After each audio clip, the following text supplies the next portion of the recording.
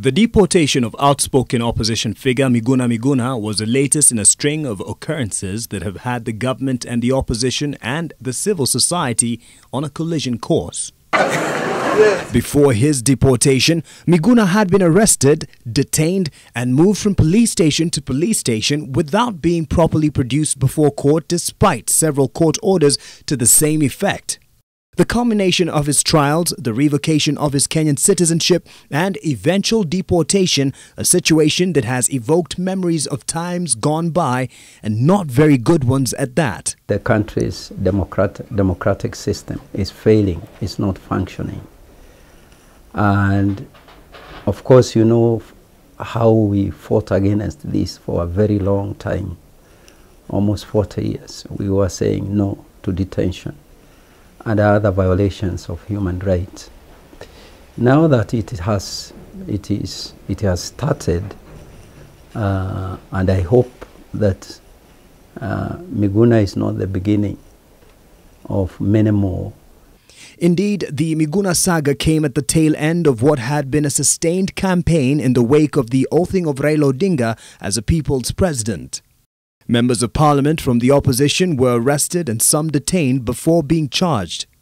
Almost all MPs who attended had their security details withdrawn, moves that the former political detainee and members of the civil society say are echoes of the one-party rule in Kenya. But if we are going to have other people being detained or being sent into exile, and of course others also being detained, the two sometimes have to go hand in hand, then it means that we are back to those dark days of one-party rule. We are not going to stand for a country, a state that arrests or abducts its citizens using the kind of violence and takes people to unknown places. That used to happen in the 80s during the one-party dictatorship. Those tactics that were employed by the then KANU regime also included the clampdown on media freedom, the closure of various publications that were critical of the regime.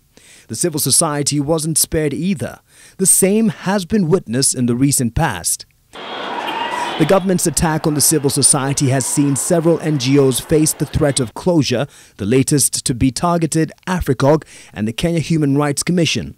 Now, activists are warning that if unchecked, the tendencies exhibited by the current government could be detrimental to the country's democratic space. We are playing with fire, and I would rather lose everything else except my freedom. And I know nobody is safe from the monster that detains and jails people for their freedoms. All of us have the tendency to talk freely.